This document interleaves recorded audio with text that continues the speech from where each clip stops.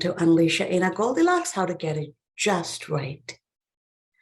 Today, we are going to be talking about what is the value of having a real life angel of mercy work with you, help your family, and in the process, how do you best get educated, empowered, and be informed in terms of how to care for a loved one. So quickly in life, we are happy to plan for the start of life, but we always put away the inevitable end of life. Everything that has a beginning has an end. The same commitment and love and compassion with which we plan the start of life, why not bring it to the end of life for ourselves, for our loved ones? And in that process of making those plans and having a strategy, then everybody has a peace of mind to go and embrace life and live it to the fullest till that very last day. This shouldn't be a scary conversation, but yet it's scary for most people. Today, my very, very special guest, Janice Lombardo, is going to help us unpack this process, understand how we're going to do this with love and compassion, and how do we make this journey actually seamless and as bearable as possible for all of us. Because, in the United States, we say there are two things that are certain: death and taxes. We plan for our taxes. We don't plan for the other stuff. So let's take a moment and get started. And it is with great honor and pleasure I bring on board Janice Lombardi. Welcome to the program. Thank you. Thank you so much for having me. I'm so excited to be here. Because two reasons. One, I have gotten to know her over the last few months, and she is the kindest, warmest soul that you will ever meet. She, even when she has something to talk to you about, she will always first stop and ask how you are doing and how she can serve you. She lives and embodies that persona of that angel of mercy, even in her everyday life. And from a professional perspective, she is an end-of-life doula who is certified and who does this as a profession to help families manage through the care of their loved one. So, Janice, as you come on board to have this conversation, I would love for you to take a moment and talk to us about what brought you into this field. It is not something one grows up saying, I'm going to be when I grow up. Thank you, Cass. Actually, that is partially true. I've been thinking about the journey that I've taken. It started really about 30 years ago when I had my son. But before that, growing up, I'm the oldest of 4 siblings. So we all understand how the hierarchy of siblings affects what you do in your life, how you are part of the family unit, what roles you play. And as the oldest, you have a lot of different responsibilities. You do different things. You protect your siblings, you guide them, change diapers, cook, clean, do all the other things that kind of a second mom would do. So kind of that's where it really started for me as far as playing the compassion role and being the caregiver. But like I said, when I had my son 30 years ago, is when my own cancer journey started. I was woken up after he was born in the middle of the night with a terrible pain in my right side of my neck, and there was a little tiny pea-sized lump. And when I went to my 6-week checkup, I asked the doctor, what is this? And I explained what happened. And he said, well, your hormones are out of whack. You just had a baby. Go home and enjoy your baby. You're fine. And I kept being told, you're fine, for 8 years. My daughter was born 6 years after my son. The lumps were getting bigger. I was still being told, you need to stop eating so much and lose weight. It has nothing to do with your thyroid. We checked it, you're fine. So going into year number 8, went to a dermatologist for a completely unrelated issue. And he felt that I needed to see a specialist, sent me to an endocrinologist. Within 4 months, I had a complete thyroidectomy because I had stage 4 papillary thyroid cancer. So for that entire 8-year period, I kept letting my doctors tell me everything was fine and not advocating for myself. So that started my medical advocacy, my caregiving, and my proactive journey. 2 years after my own cancer journey, my mother was diagnosed with non-Hodgkin's lymphoma. And because of all of the experiences that I had, I was much better prepared to be her primary caregiver, her medical advocate, her sounding board, and her support. So that's really where my journey started.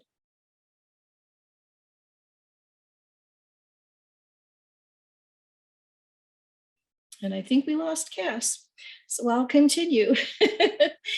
I took care of my mom for 8 years.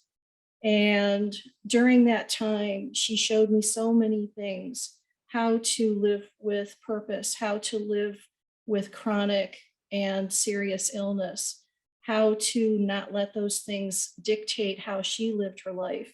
She was an amazing example of what to do in this life, even if you have challenges that you have no control over.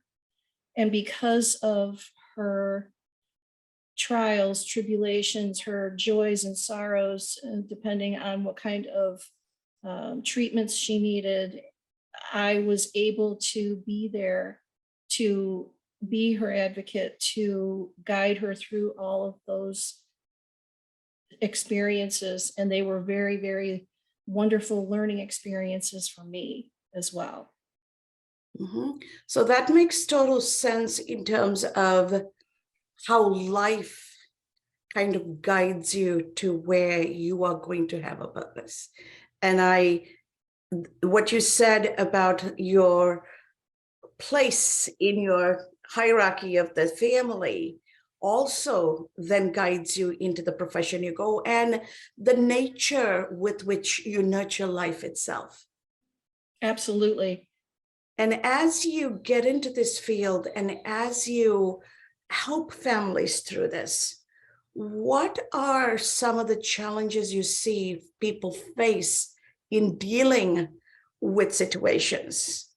Because illnesses and circumstances creep up suddenly. They definitely do.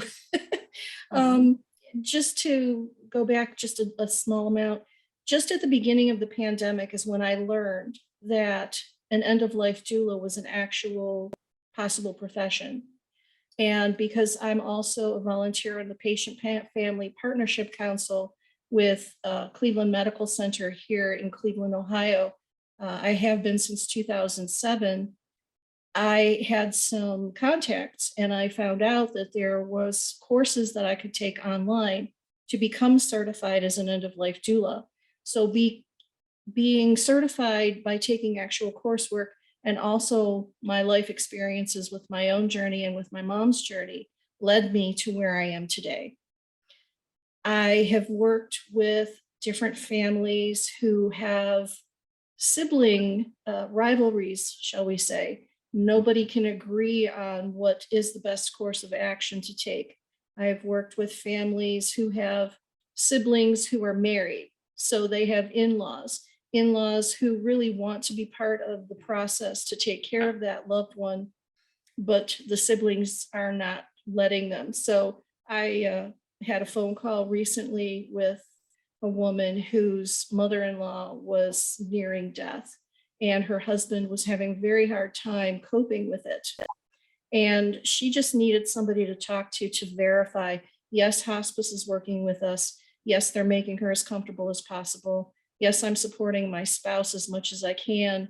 And I am also supporting my sister-in-law and my brother-in-law, who are also part of this from a distance. So trying just to even be a sounding board. They want to know, are we doing the right thing? And so I'm there to say, it sounds like you're absolutely doing the right thing. Or if there's something that needs to be suggested, I will make suggestions. I never tell anyone what to do. That isn't my purpose. My purpose is to guide, educate, and give compassionate care. And that is such a critical distinction that sometimes people need to understand and grasp. So two questions come to me as you explain this process to everybody, Janice. One, how do you keep yourself grounded, whole, and a place of peace when you are getting pulled in all these directions as an empathetic human being? One, and the second part question is, how do you also then set boundaries not to get sucked into the circumstantial situation surrounding the person with the siblings and the in-laws and the children and the grandchildren, whoever that might be? Well, the first thing that I do is I have a self-care practice. I do meditation. I make sure that I eat well, that I get enough sleep, and that sometimes I will journal, sometimes I will take walks, whatever I need to do to ground myself, because I actually am an empath person. So I've had people throughout my life come up to me and tell me their life story out of the blue. And this has been going on since I was little. So I understand how important it is to set boundaries. And I'm always happy to listen, but I'm always ready to make a courtesy exit if it's necessary. As far as setting boundaries with a family, sometimes, and I live with my 88-year-old father, and I'm his primary caregiver. And so I even have to set boundaries with him because he still reverberates back to me being a 10-year-old child.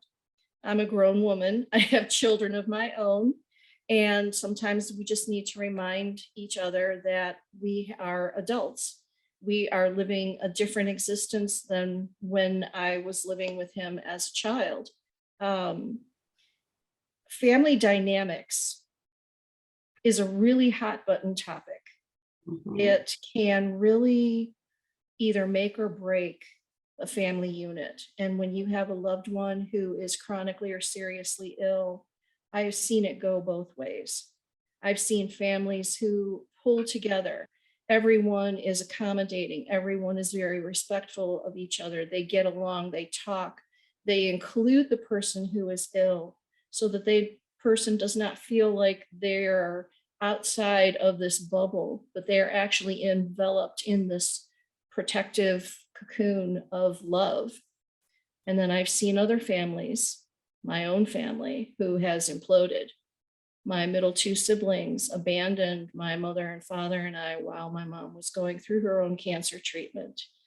So I have lived how things can go sideways very quickly, and hurt feelings and not feeling like they're, being heard.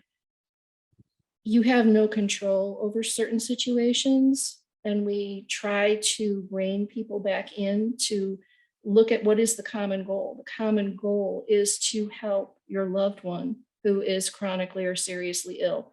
That's the goal. Then egos need to go away. They need to be put aside. We can make accommodations. You have family, great, understand.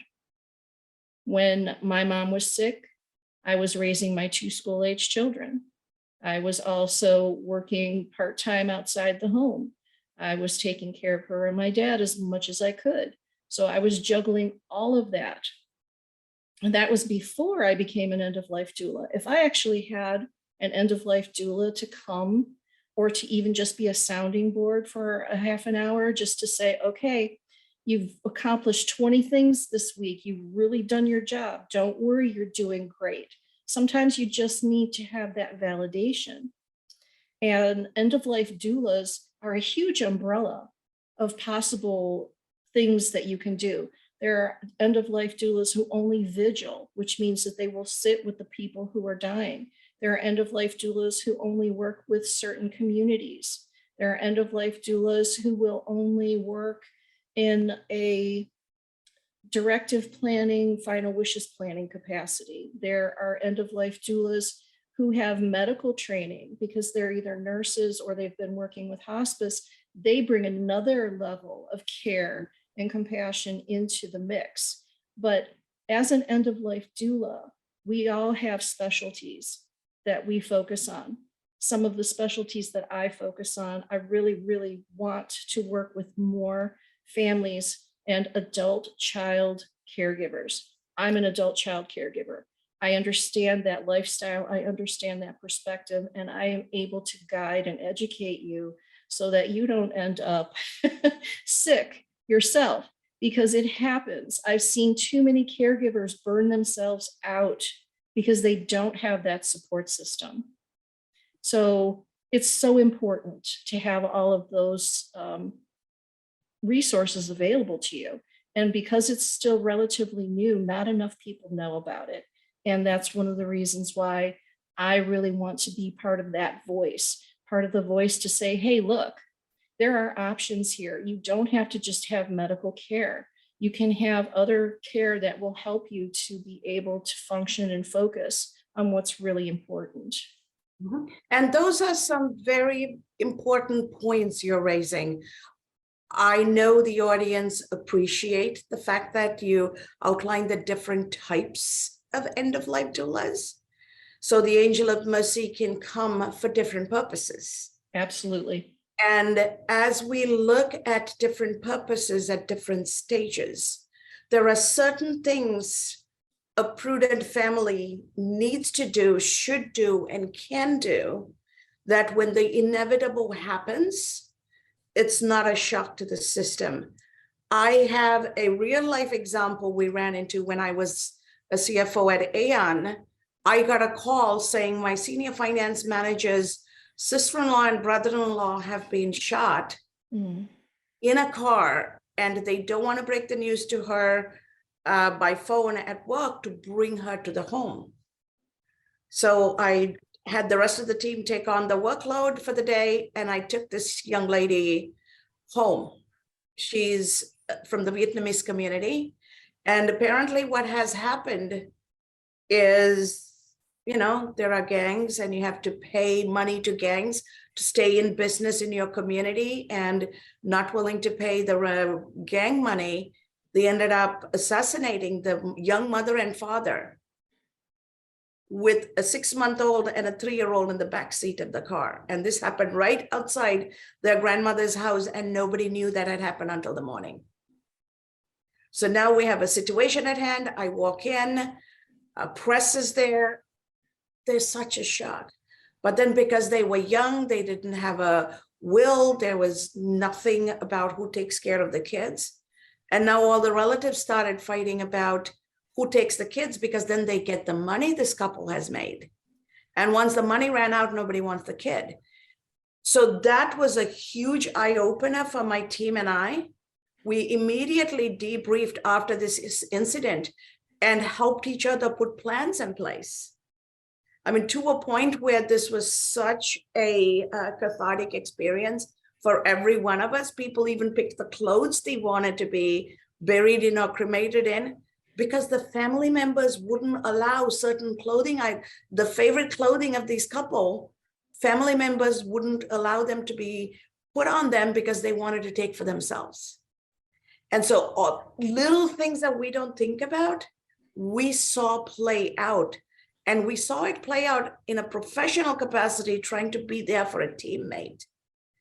And so keeping that vivid memory, that was a while ago, but it's still vivid. How do you advise people not to wait till we even age? What are some of the proactive steps we can do to make sure that our families, our loved ones, our children all have options, because tomorrow is not promised to anybody? Absolutely, it isn't promised. And to your point about the sudden passing murder of that young couple, When I was taking care of my mother, we never talked about end of life. I never knew what her final wishes were until it was too late and we had a crisis on our hands. I wish that we had had that conversation. I wish that her wishes could have been fulfilled. She wanted to die at home. That didn't happen. We had to plan her funeral while she was actively dying. I don't recommend that either. So one of the other things that I like to focus on when I talk to younger people or when I meet other people who are contemplating putting this together, please don't wait. It is not that daunting of a process. It is not that because you create these documents that you're going to leave this world tomorrow. That isn't going to happen. It's just not. But anytime that you are proactive, that you embrace the reality of this world, that you are not an infinite being, you are finite. You have a finite amount of time on this planet. Trying to get that message across to people who aren't in the receiving mode, shall we say, and that's usually younger people. You can plant, excuse me, you can plant seeds. You can talk a little bit about it. They'll hear you. They may not acknowledge it, but they will hear you. For anyone who is over the age of 30, absolutely. Having any type of final wishes and directive plans in place, even though you're more than likely not going to need them for a while, it's a living document. Mhm. As life events occur, that document will change. And that's okay, but you have to have a starting point because as you've said before, we plan for vacations, we plan for birth, we plan for retirement, we plan for all these other things in life. This absolutely needs to be one of those things that we also have on our to-do list, and not just a to-do list, but actually do it. Mhm. And it's very critical, especially in countries like the United States, where medical care, medical power of attorney, financial power of attorney, living will, all of those are going to be determining who makes decisions just in case, right? Imagine Absolutely. I was in a car crash and if my spouse is not alive or my spouse is not in a place to make those decisions, who's going to make those decisions? Is the wrong person going to make decisions? Right. What are my wishes? So I am a proponent of having a living will and power of attorneys and the triggers for all of this in place that you can update as life and life circumstances change, but have that in place. And then make sure that your doctor and your attorney have it. And the people in your will know what their roles are so that they can show up to perform. And, you know, as a business strategist, we tell businesses, you're not having a plan is truly your plan to fail. So if the very existence of a business requires that business continuity and succession planning and all of these emergency risk mitigation strategies, what if we run our life like it's a business? The business of making it sustainable, the business of making it humane and compassion and ethical and appropriate. Robin is here. She can jump in as we open this up for conversation in terms of the audience. All the energy we put into doing all of other things of our life the right way, what if we put that into life itself? Based on your experience, Janice, what are the reasons that are stopping people from doing it? I'll tell you the biggest reason, it's fear. Mm-hmm. Fear of acceptance, fear of facing things that are inevitable, procrastination. Nobody wants to think about this. And it's completely understandable. We all fear the unknown. We don't know what happens when we die. We don't know, we only know what we know now. And unfortunately, that does prohibit people from taking ownership of this part of their life and planning. And even if we were to shout this from the mountaintop, or we were to send smoke signals, or we were to send emails or anything else in order to get the word out, it's a slow process. The folks that I have come across are either well planned and prepared and have got everything under control. They've got their powers of attorney. Everyone has a copy of their will. They have their support system in place. And then you have other people who are of the mind, and I've heard this, which it bothers me that I've heard this phrase, well, I'm dead, I don't care what you do. And you know, it's just people. There's so many different people in the world. And unfortunately, there are still going to be people who will not take ownership or responsibility to plan out their final wishes or their directive plans. And unfortunately, their family members are saddled with that mess and that chaos and those, you know, other things that go along with it. So I'm a big proponent of create, because final wishes and directive plans are not the same thing. Like I said, my mother and I never had those discussions. I didn't know that she wanted to die at home. When she woke up in the nursing home, she was incredibly angry with me. She said, I cannot believe you did this to me. And I just looked at her and I said, I'm so sorry, Mom. I can't believe it either. Because at that point, I didn't have any other recourse and it tore my heart out. I don't want other people to have to live with that. And that's one of the other reasons why this is so important to get out and to talk about and to promote. So thank you. And I personally resonate with that message. I'm an immigrant from Sri Lanka in the United States, and I left home because of a war. It took me more than 20 years to reconstitute my whole family in North America. But when it came to a point of my mom realizing her end of life is here, she wanted to go back to Sri Lanka. She said, I want to die in Sri Lanka. I want my ashes in the Indian Ocean. I want to go back to where I came from. And we took my mom home. We took her home, but we come from a culture where death is not the end. It's a point of transition. So in the Hindu culture, with the cremation and putting every drop of ash in the water is returning our matter, our body, to where it came from in order to release the soul that has already left the body. So I come from a culture where it is expected to be talked about. It is planned.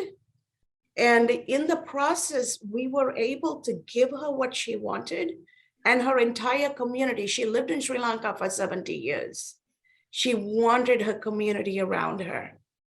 But then my father said he wanted to be with the kids. And he was here when it was his time. We actually had to airlift him from Canada to Houston because the tradition is the oldest son lights the funeral pyre for the father and the youngest son lights it for the mother. And my oldest brother lived in Houston. So we moved him to Houston. My brother, who was a medical doctor from Toronto, and I working in Chicago at the pension fund, we took turns and we worked from Houston so that we were there with him. He wanted his family with him. And we stayed with him every night. I was the one doing the overnight with Dad. And 2 nights, his heart rate dropped and dropped, but I was able to talk and bring him out of it. But the last night he said, you know what? I'm tired. I'm ready to go. And he held my hand and he passed away. And being able to do that, that was huge. And I wish others can do that too. So what advice would you give the family to truly understand the importance of that dignity?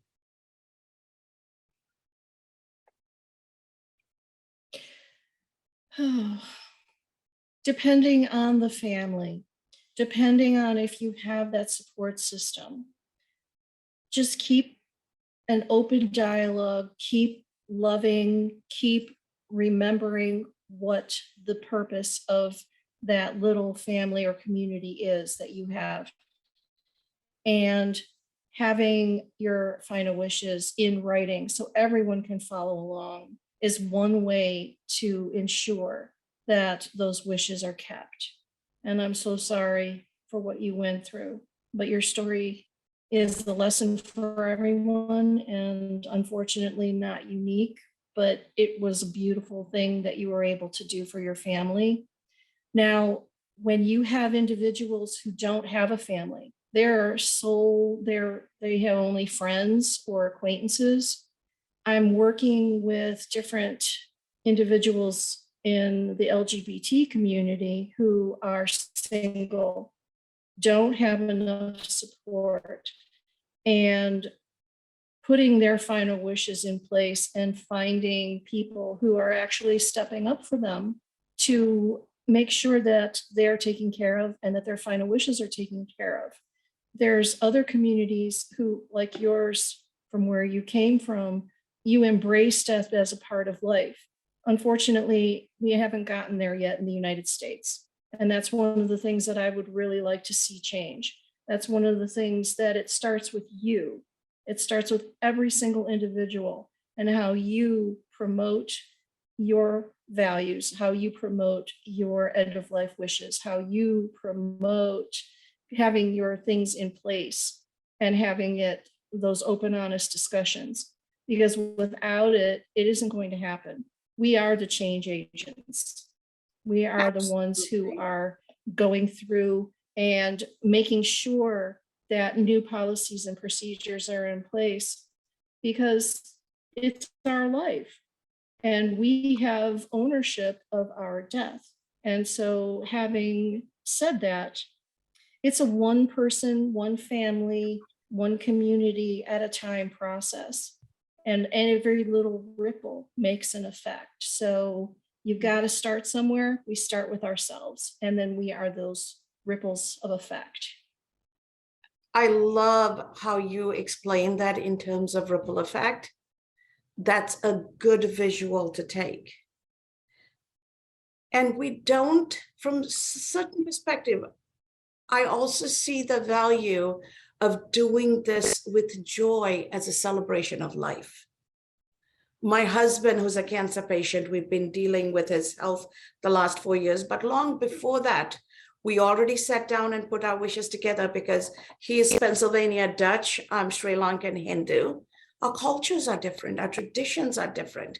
The way we approach end of life and the way we celebrate life or mourn death is different. I come from a place where we celebrate life.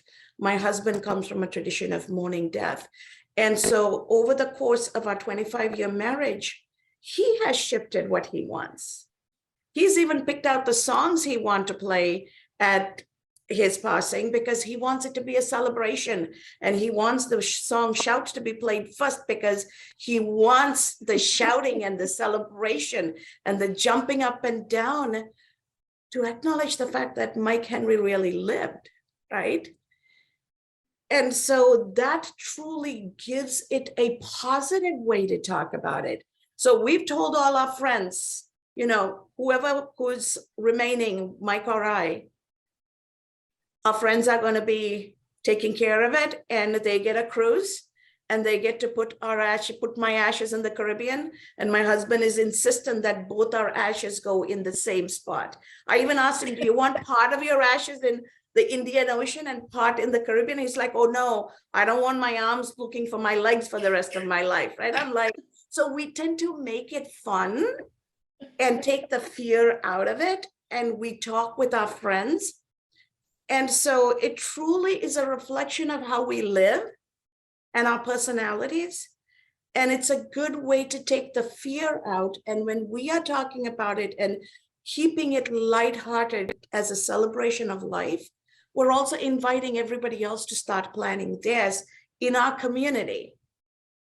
What are your thoughts on people being able to do that and support each other? Because we do have the ability to influence our tribe, our network.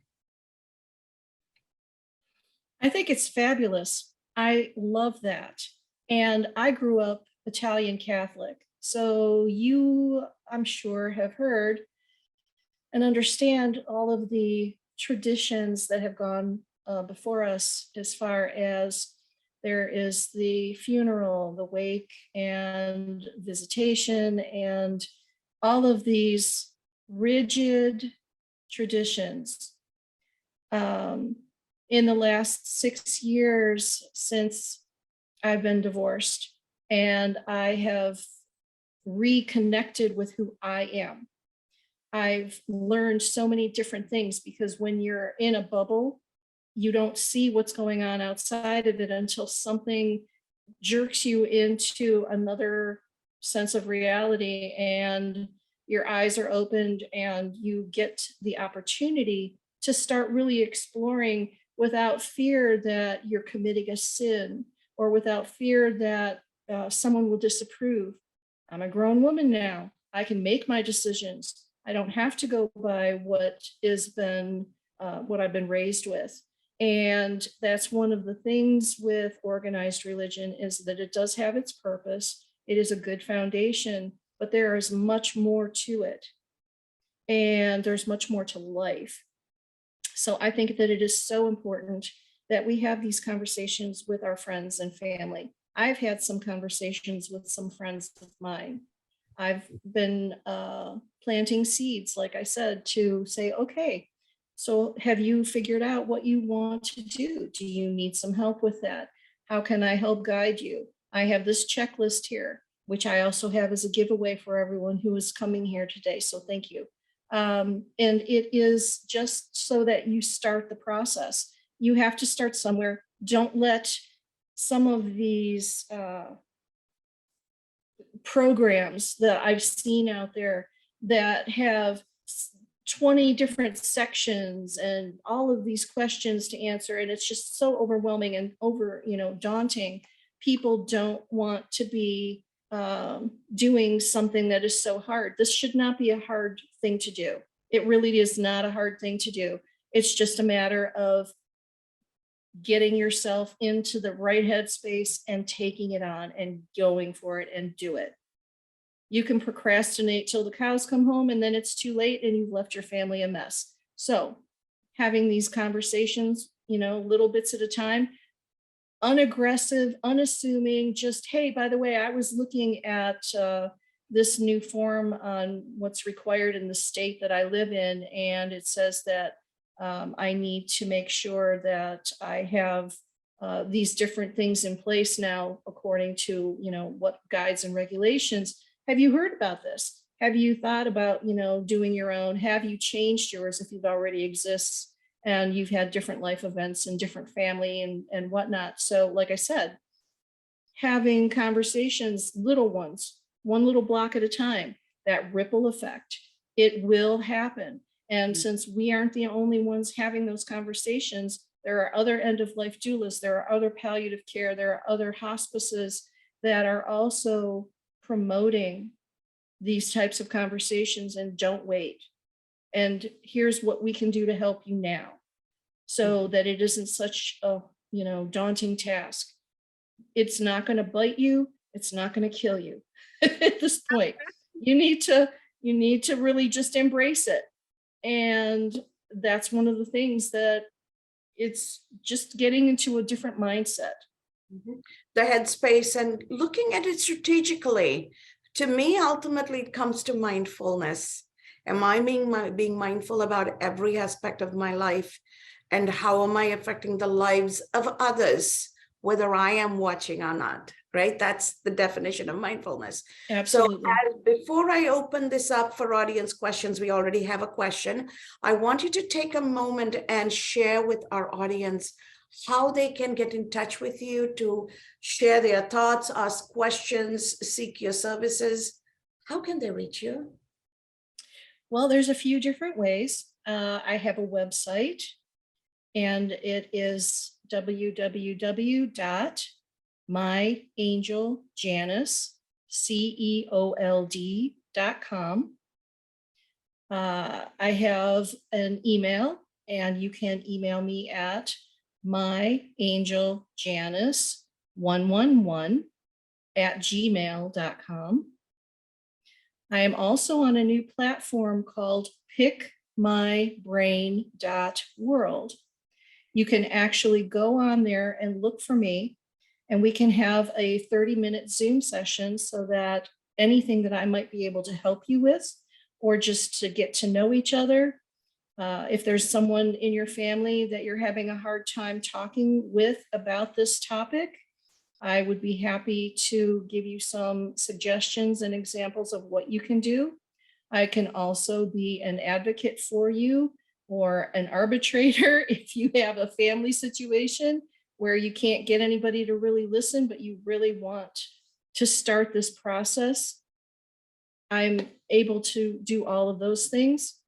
You can also call or text me. My number is 440-494-6263. Thank you so much for all of those different ways to get a hold of you, Janice. The first question we have is from Katie. And let me read that question directly the way she has phrased it. What advice would you give to a loved one who requests physician-assisted suicide? I realize it's only legal in 10 states, but how would you respond to that question? Well, as far as that is a tough question, only because there are only 10 states who do have what they call MAID, medical aid in dying. And if there is a loved one that you have who is requesting that, I would look into the nearest state and find out what you can do to possibly bring your loved one to that state to help them with that final wish. There are some states that will allow you to cross borders so that you can fulfill your loved one's final wish. I don't know all of the ins and outs on that, but I do know that that is an option that certain states you can go to for medical aid in dying. Thank you, Janice. So if I were to recap, it's better to also consult an attorney, because if you cross state borders and went into a state to give your loved one their wish, you might be accused of crossing state borders and a federal crime. And so those things have to be weighed and explored. So always, always consult a legal professional for the ins and outs, so that by granting a loved one's wish, you don't want to lose your ability to be free. No, that's true. Thank you. Thank you for that question, Katie. And thank you, Janice, for that very, very thoughtful, responsible answer. Hey, Robin, go ahead. Okay, there we go. Okay. Oh my gosh. This discussion has been just mind-blowing and eye-opening. And I was going to ask, what are some of the situations or elements that come up that people just don't even think about? You know, like Cass mentioned this family where they were suddenly assassinated and very young.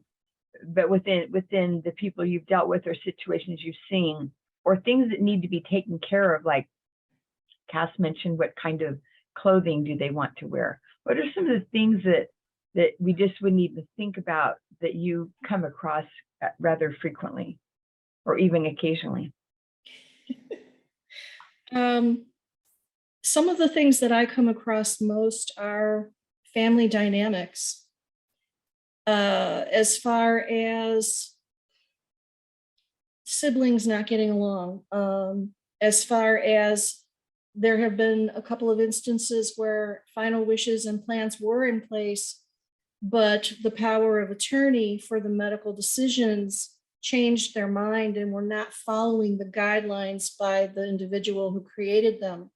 You know, do not resuscitate has been somewhat of a sticking point for some people, because there are certain situations where if you have that order in place, it should be followed. but it is not a guarantee.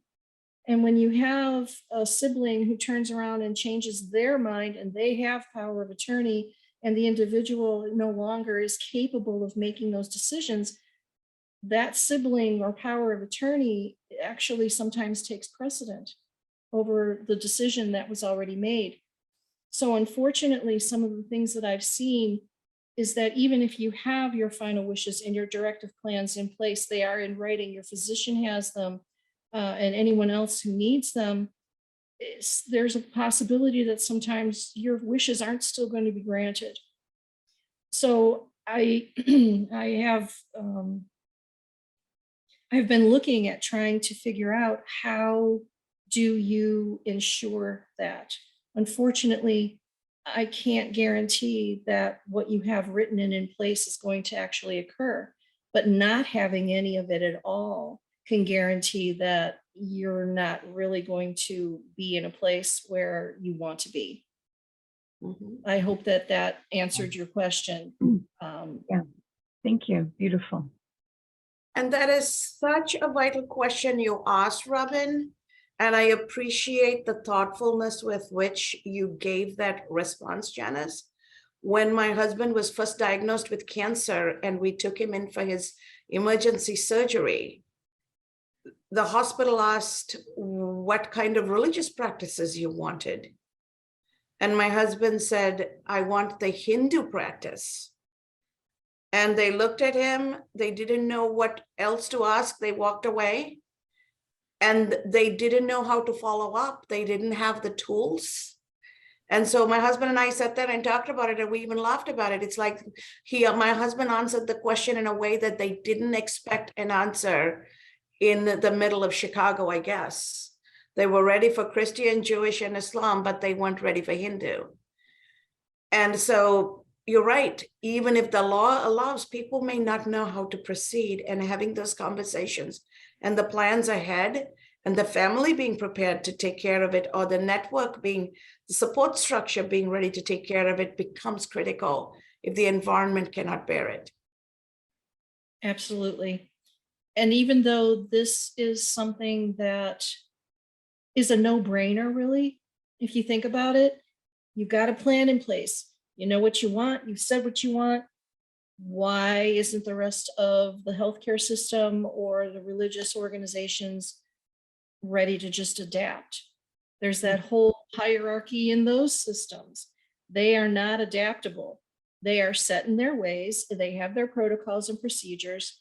And so with what we are doing now as a more progressive, death positive movement, is we are making them aware that there are more than just A, B, and C that you're going to be dealing with.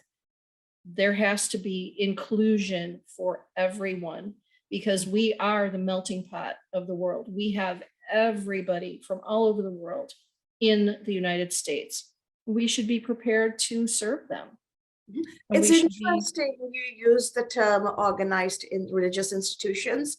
So one of the hiccups we have in being Hindu is Hinduism is technically not an institutionalized religion, it's a way of life. So it's a dharma, it's a calling, it's how you let your soul evolve, as opposed to, you know, having rules and regulations to follow. So it does bring complications to a hospital system in granting a wish or a desire that is not congruent to a systematized institutional structure. Right. So that was something my husband and I had to figure out how to do when it came to us, right? So we have Lisa here, who is a nurse, who has all these experiences from the hospital system. I am curious, Lisa, as you hear this conversation, what guidance or advice or insights do you have from your perspective, because you allow us to close that 360 loop from a healthcare professional perspective? Oh, sorry, my better camera's on my work computer, so it's not great. But no, I would just echo a lot of what Janice was saying with, you know, it is important to have those things planned out and in writing, because in emergency, you know, that is what in a lot of situations will be looked at. Now, it's not perfect. There's not always enough staff, and it doesn't always run the way it should, but yeah, you have to look at your state laws, and you had touched on a lot of that, but thinking through that, because there's like HIPAA, if you don't have a lot of things in place, there's just the way the structure is currently, where everything can be so litigious, and healthcare professionals are kind of afraid of being sued for things, and things just might not go the way that you would like them to if you haven't really thought it through and put a plan and put somebody in place, because that is important to have that advocate, even not at end of life all the time in the hospital these days, but especially at that point, to get the documents, or if your primary has it, to make them aware of who the primary is. And the more that you're prepared, because everything is so, there's a lot of, with staffing and everything, the easier it's going to be that things are going to happen the way you want. So that's just what I would say, but it's a great conversation. And it's like Janice was saying, it is hard for some people, because they haven't really accepted that death is part of life, I think, or the fear that was talked about to get to that point of planning. But tomorrow's not guaranteed, and something could happen, so you just want to be in the spot that you want to be in, is what I would say. Did I answer your question? I kind of went a lot of different. Yes. Thank you, Alyssa. I just wanted a healthcare professional's perspective, because that's something that comes up for people, right? In the hospital, what can I do? What are my limitations? So I have an opportunity for one more quick 2-minute conversation. So Vicky or anybody else have a question for Janice? Let's take it.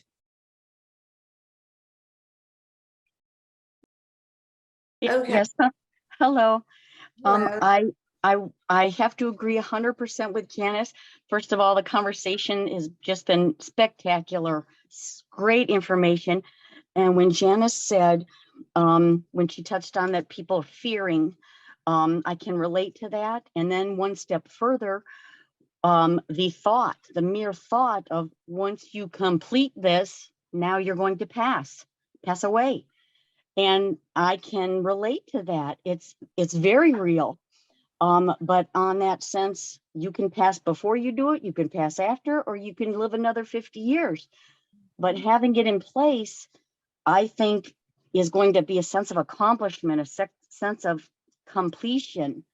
And then that would bring joy and satisfaction to have that in place, complete. Thank you very much. Thank you so much. Appreciate that personal touch that you added there. Appreciate it very much, Vicky. Thank you, Vicky. So as we bring this to the close, Janice, what is one mission critical tip you have for our audience? One critical tip. My tagline of "We plan for birth, let's plan for death too." And embrace this part of your journey. Like you had mentioned, death is not necessarily the end of life. It's the end of life on this planet that we know of. We don't really know what's coming. It could be wonderful. We're hoping that it's wonderful. Why not embrace this part of your life? Don't leave a mess for your loved ones. Do everything that you can in advance, so that when the time comes, you're not leaving your family in chaos, disarray, and mess that actually mars your legacy.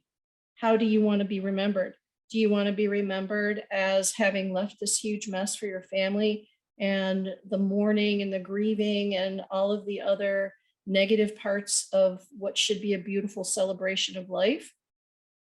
Why? Don't do that. Please don't do that. Contact me. Let me help you. And for anyone who emails me at myangeljanice111, please put in the subject line Goldilocks giveaway or Goldilocks gift. I have a before and after your loved one dies checklist. You can use it before to answer all the questions, and then you can use it after to follow. So that's why I named it that. And I hope that everyone gets in touch with me. And if you need anything else, I am always around. I'm on LinkedIn and Facebook as well. Thank And you thank so you. much, Janice. I truly appreciate you taking the time to talk through this. I will reiterate, anybody who has participated in this program or wants to connect with Janice, reach out to her on her email or through her website. And if you want the checklist on your email, put the phrase Goldilocks giveaway, and she will know that you are looking for that checklist. As we bring this important conversation to an end, let's take a moment and think about, what is our purpose in life? Why are we here? And if our purpose in life is to leave our mark, to leave our legacy, how we exit the stage is very important. In fact, it's more important than how we entered the stage, because we didn't have control over how we entered the stage, but each of us, to some extent, have the ability to at least help others navigate our exit. So why not be strategic? Why not be mindful? And why not embrace life the same way a butterfly does? Goldilocks is about transformation, about getting it just right. Not too hard, not too soft, not too hot, not too cold. What if we get it just right? When the caterpillar thought its life was over, voila, a butterfly emerged. Caterpillar didn't know it was going to turn into a butterfly. We don't know what we are going to evolve into. But what if we had that faith and allowed ourselves to take that step of transformation and surround ourselves with the right strategic partners to facilitate that next layer of transformation that is not the frame of reference we talk in terms of everyday life, but the life transformation to beyond? What if we take that with the same purpose-filled approach and build our support system and network? You never know what a beautiful butterfly you're going to transform into, and what a beautiful world you are going to step into. So plan for it, have the faith. And if you need a hand to hold on to give you that courage, reach out to Janice and your support system, and Janice and folks like Janice are here to help you, and embrace that.